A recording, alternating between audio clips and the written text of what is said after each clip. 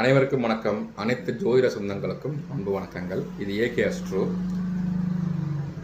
இன்னைக்கு நம்ம பார்க்கக்கூடிய தலைப்பு என்னன்னு பார்த்தீங்கன்னா, புத்திர தோஷம் நீங்க. புத்திர தோஷம் குழலினிது யாழினிது என்பர்தம் மக்கள் மனலைச்சொல் கேளாதவர் என்பது வள்ளுவர் வாக்குங்க. ஆனால் அது எல்லாருக்குமே கிடைக்கிறதில்ல. ஒரு சில பேருக்கு நிறைய குழந்தைகள், ஒரு சில பேருக்கு உருண்டாலும் பிறண்டாலும் ஓடி ஓடி அலைந்தாலும் குழந்தைகள் கிடைப்பதில்லை. இது எதுனால, என்ன காரணம் அப்படின்னா, ஜாதகத்தில் புத்திர தோஷம் இருந்தால் இந்த மாதிரி அமையும். முன்னோர்கள் செய்த கர்ம வினைகள், கர்மாக்கள் அப்படின்னு சொல்லுவாங்க ஜாதகத்தில். ஆனால் உண்மையில நமக்கு புத்திரர் இருக்கா அப்படின்னா ஜாதகத்தை நன்கு ஆராய வேண்டும். சரி, இப்போ புத்திர தோஷம் நீங்கள் என்ன செய்யலாம் அப்படின்னா, முதல்ல உங்கள் மனதில் நம்பிக்கை வேண்டும். நம்பிக்கை மட்டும் போதாதுங்க, உங்களுக்கு விடாமுயற்சியும் வேண்டும். சரியா? சரி, விடாமுயற்சியுடன் உங்களுக்கு பிடித்த இஷ்ட தெய்வத்தை முதலில் வழிபட வேண்டும். பிறகு ஜாதகத்தை பார்த்து அதில் கிரகங்கள் எவ்வாறு இருக்கின்றன என்பதை கணித்து அதற்கேற்றாற்போல்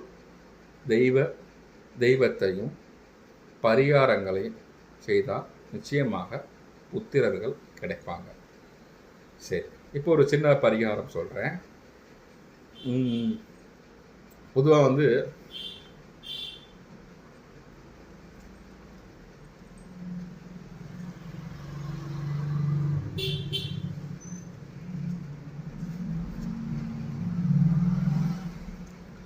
அஞ்சில் ராகு கேது இருக்கிறவங்களுக்கு புத்திர தோஷம் அப்படிங்கிறாங்க. அவங்களுக்கு புத்திர தோஷம் நீங்கிறதுக்கு பாம்பு புத்துக்கு பால் ஊற்றணும் அப்படின்னு சொல்லுவாங்க. அதெல்லாம் இப்போ மூட நம்பிக்கைன்னு சொல்கிறாங்க. ஆனால் அது உண்மையிலே ஒரு மிகச்சிறந்த பரிகாரம். பாம்பு புற்றுக்கு பால் ஊற்ற வேண்டும், அம்மனை வழிபட வேண்டும். அரச மரத்தை காலையில் வலம் வரணும்.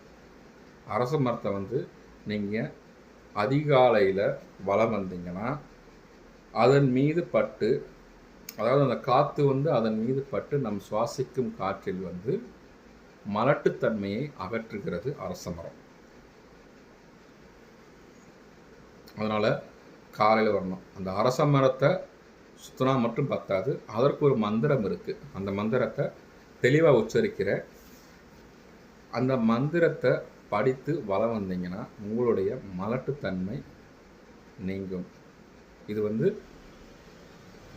உங்களுக்கு கிடைத்த ஒரு பாக்கியம் அப்படின்னு என் எம்பெருமான் முருகன் எனக்கு சொல்கிறார், நான் செய்கிறேன்.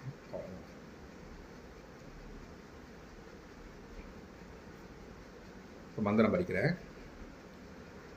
மூலதோ பிரம்மக ரூபாய மத்தியதோ விஷ்ணு ரூபினே அக்ரத சிவரூபாய விருஷ ராஜாய தே நம.